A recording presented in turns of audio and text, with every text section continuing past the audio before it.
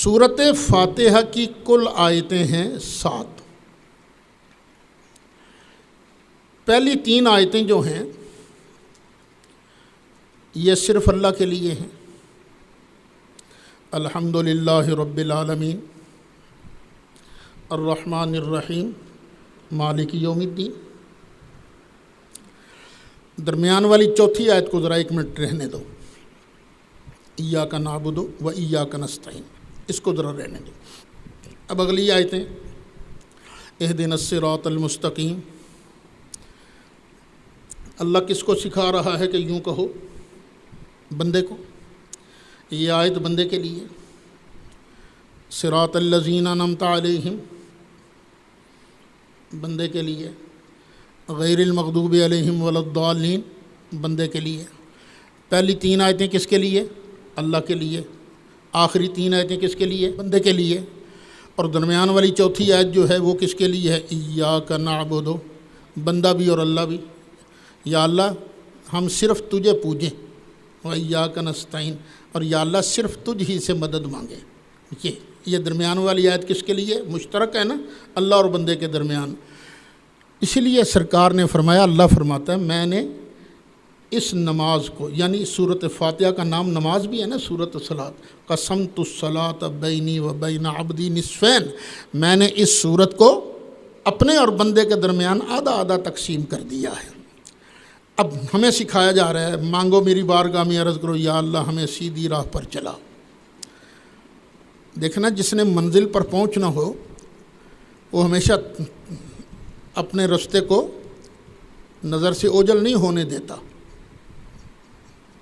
جو سفر کرتے رہتے ہو، بائک پر جاتے ہو یا گاڑی پر جاتے ہو، تمہارے ہاتھ میں ہینڈل ہے تو کیا جو بھی موڑ نظر آئے مڑ جاتے ہو اس کی طرف؟ نہیں، آپ نے یہاں سے جانا ہے گلستان کالونی، تو آپ کو پتہ ہے کہ میں نے اس راستے پر جانا ہے، یہ سیدھا راستہ مجھے وہاں لے کر جائے۔ اب راستے تو درمیان میں سے اور بھی نکلتے ہیں، ادھر بھی ادھر بھی ادھر بھی ادھر بھی راستے نکل رہے ہیں نا، لیکن اگر اس کو اپنے راستے کا ہی پتہ نہ ہو تو پھر اگر ادھر مڑ جائے گا تو گلستان کالونی پہنچنے کی بجائے ٹھیکری والے پہنچ جائے گا۔ تو پھر عرض کرتا ہے بندہ، یا اللہ مجھے سیدھے راستے پر چلانا۔ یا اللہ ڈاکو بڑے ہیں، راستے اور بھی بہت پھوٹتے ہیں، لیکن یا اللہ مجھے اپنے پیاروں کے راستے پر چلانا، نبیوں کے راستے پر چلانا، صدیقوں کے راستے پر چلانا، شہیدوں کے راستے پر چلانا، صالحین کے راستے پر چلانا۔ یا اللہ جو راستہ انہوں نے بتایا ہے نا ہمیں اسی راستے پر چلانا۔ اب اس پر بھی غور کرو، راستہ تو اللہ کا چلنا ہے، اللہ کے راستے پر چلنا ہے، لیکن یہاں کیوں سکھایا گیا؟ کبھی یہ کہا گیا میرا راستہ ہے، کبھی کہا میرے پیاروں کا راستہ ہے۔ پتہ چلا اللہ کو اور اللہ تک پہنچنے کے لیے پیاروں کا دامن تھامنا ضروری ہے۔ ایک ہاتھ میں کتاب اللہ ہو اور دوسرے ہاتھ میں اولیاء اللہ کا دامن ہو تو انشاءاللہ بندہ اپنے سیدھے راستے پر چلتا رہتا ہے۔ سرکار نے خود لائنیں کھینچی تھیں، ایک یہ سیدھی لائن ہے، یہ سیدھا راستہ ہے، پھر ایک راستہ ادھر جا رہا ہے، ایک راستہ ادھر جا رہا ہے۔ اب اس سیدھے راستے سے ہٹانے کے لیے شیطان کے پاس ہتھیار بڑے ہیں، بڑے ہتھیار ہیں۔ مثلا آپ جا رہے ہو نا موٹر وے پر، تو کئی بار ہمارے ساتھ بھی ہوا ہے، ڈرائیور صاحب وہ موٹر وے سے اترنا ہی بھول گئے، یعنی پنڈی بھٹیاں سے ہم نے نیچے اترنا تھا نا، یہ فیصل آباد کی طرف آنے والی روڈ پر، اسلام آباد سے آ رہے ہیں، ادھر سے آ رہے ہیں، تو بھول گئے، تو نتیجہ کیا نکلا؟ سکھے کی جا کے اترے، وہ جو کوٹ سرور انٹرچینج جاتا ہے، بس ذرا سا بھولے، بس بھول گئے، پھر لمبا سفر ہو گیا۔ اب خاص طور پر 2 گروپ تھے جن سے بچنے کی دعا سکھائی گئی۔ ایک وہ گروپ تھا جن کی فطرت میں شرارت کی وجہ سے انہوں نے اسلام کو قبول نہیں کیا، اور یہ کن کا راستہ تھا؟ جن پر بارہا اللہ کا غضب نازل ہوا، اور یہ کس کا گروہ ہے؟ یہودیوں کا، غیر المغضوب علیہم۔ یا اللہ ان کے راستے پر نہ چلانا جن پر غضب کیا گیا ہے۔ ایک یہ راستہ ہے۔ پتہ چلا جن لوگوں کی فطرت میں شرارت ہے نا، وہ توبہ کریں اللہ کی بارگاہ میں، توبہ کریں۔ فطرتاً شرارتی کو سیدھا رستہ نہیں ملا کرتا، ان کو پھر رستہ ملتا ہے یہودیوں والا۔ یہودی بھی کتمان حق کرتے تھے نا، حق کو چھپاتے تھے۔ کیوں چھپاتے تھے؟ شرارت کی وجہ سے۔ اور ایک گروپ تھا دوسرا گروپ تھا جو محبت میں غلو کی وجہ سے گمراہ ہو گئے۔ یہ گروپ کن کا ہے؟ عیسائیوں کا۔ انہوں نے عیسیٰ علیہ السلام سے کیا پیار، لیکن پیار میں جو حد تھی، حد کو انہوں نے کراس کر دیا۔ جناب عیسیٰ علیہ السلام کو انہوں نے خدا کا بیٹا کہنا شروع کر دیا، معبود سمجھ کے پرستش شروع کر دی۔ تو یہ محبت میں غلو کی وجہ سے گمراہ ہو گئے۔ اسی طرح آپ ہمارے جو درمیان فرقے ہیں ان کو بھی دیکھ لیجئے۔ کچھ لوگ وہ ہیں جن کی فطرت میں شرارت ہے کہ ہم نے شرارت کرنی ہے، کوئی موقع ملے بس کانا تن دو جناب، وہ گڑبڑ کر دی، فتنہ فساد پیدا کر دیا۔ اور کچھ لوگ وہ ہیں جو محبت میں غلو کرتے ہیں۔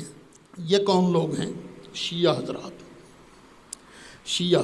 اور آج کل کے کئی شیعوں میں تو دونوں چیزیں پائی جاتی ہیں، شرارت بھی اور محبت میں غلو بھی۔ اب دیکھو نا، یہ کوئی بات تو نہیں کہ مولا مرتضیٰ کی شان میں کوئی بھی ضعیف من گھڑت روایت جو نظر آئی وہ بیان کر دی بڑے دھڑلے کے ساتھ خدا بنا دیا، خدا کا بھی خالق بنا دیا حضرت علی مرتضیٰ کرم اللہ تعالیٰ وجہ الکریم کو۔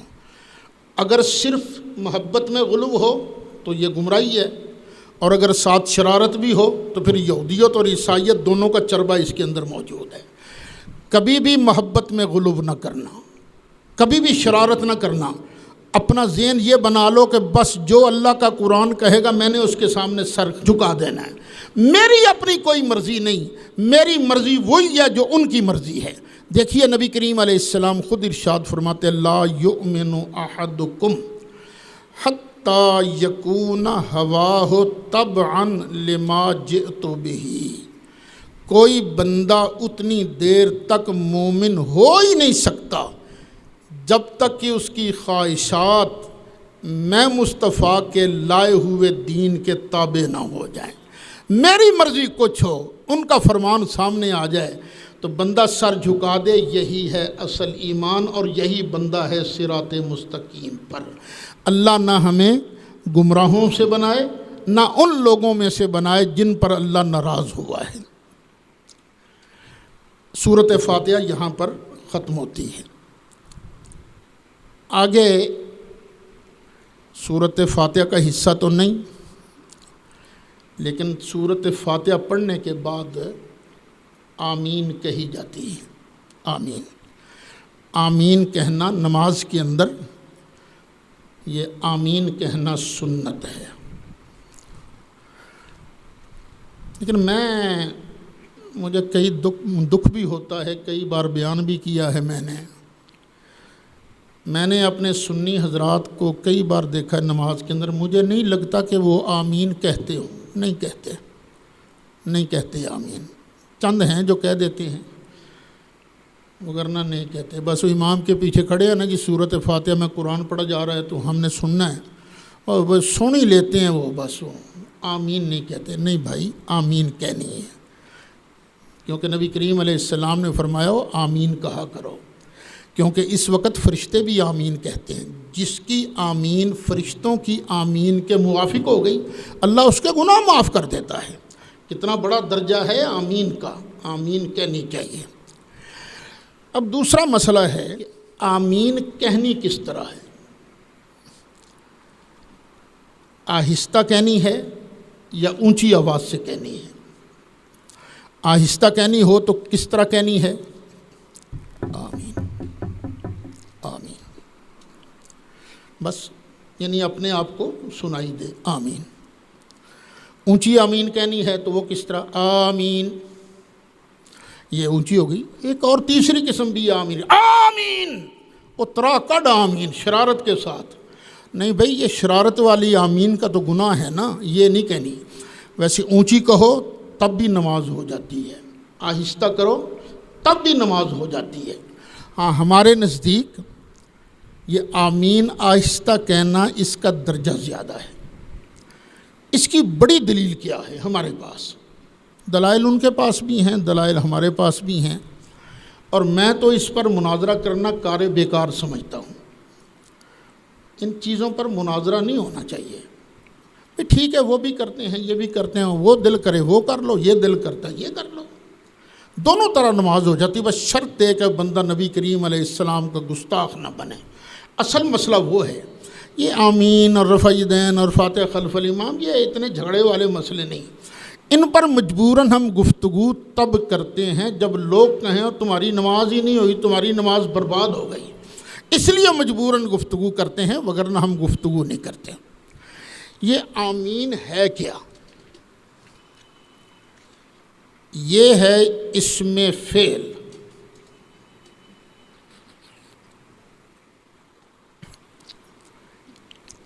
ہے اسم، معنی فعل کا دے رہا ہے۔ اس کا معنی ہے استجب، یا اللہ ہماری دعا قبول کر لے، یہ دعا ہے، دعا۔ اور دعا کے بارے قانون یہ ہے، ادعوا ربکم تضرعا وخفیہ، اپنے رب سے دعا اس حالت میں مانگو کہ تم گڑ گڑا بھی رہے ہو اور چپکے اللہ کی بارگاہ میں عرض بھی کر رہے ہو۔ دیکھو اونچی دعا مانگنے میں ریاکاری بھی آ جاتی ہے، لیکن جب بندہ ادھر تار جوڑ کر آہستہ آہستہ دعا مانگے اور اللہ کی بارگاہ میں اپنے عجز کا، اپنی انکساری کا اظہار کرے، تو اس دعا کی بات اور ہی ہوتی ہے۔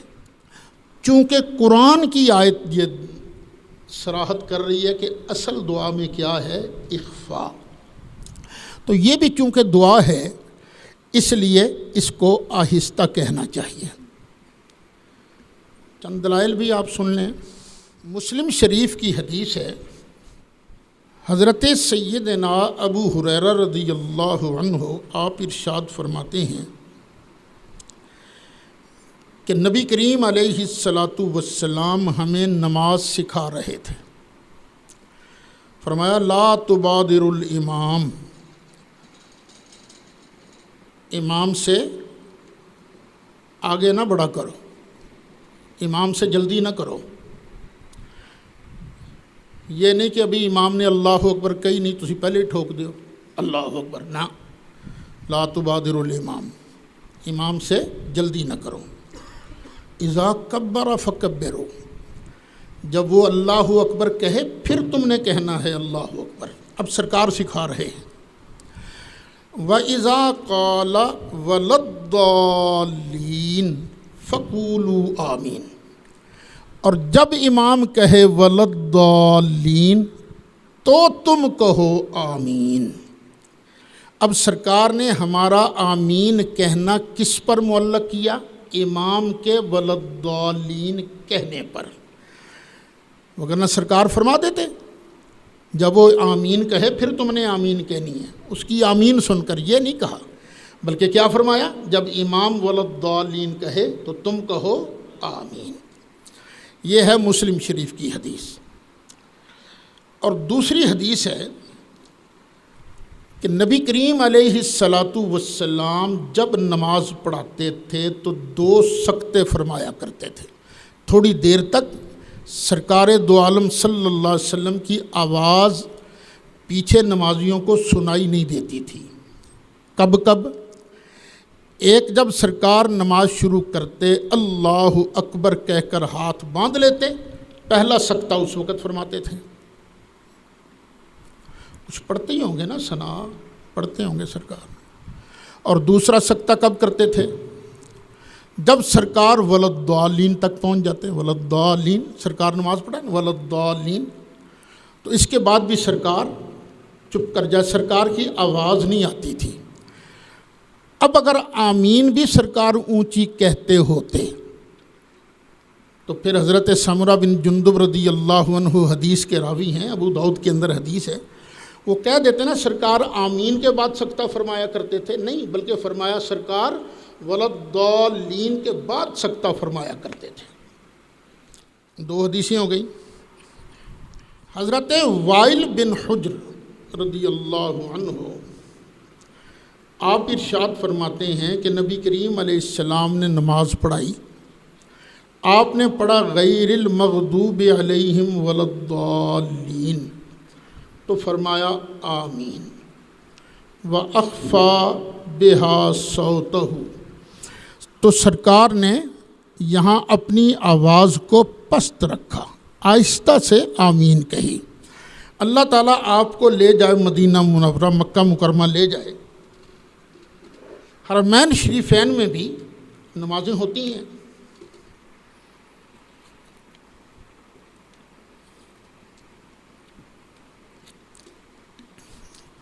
ذرا غور سے وہاں جا کے سنیے گا،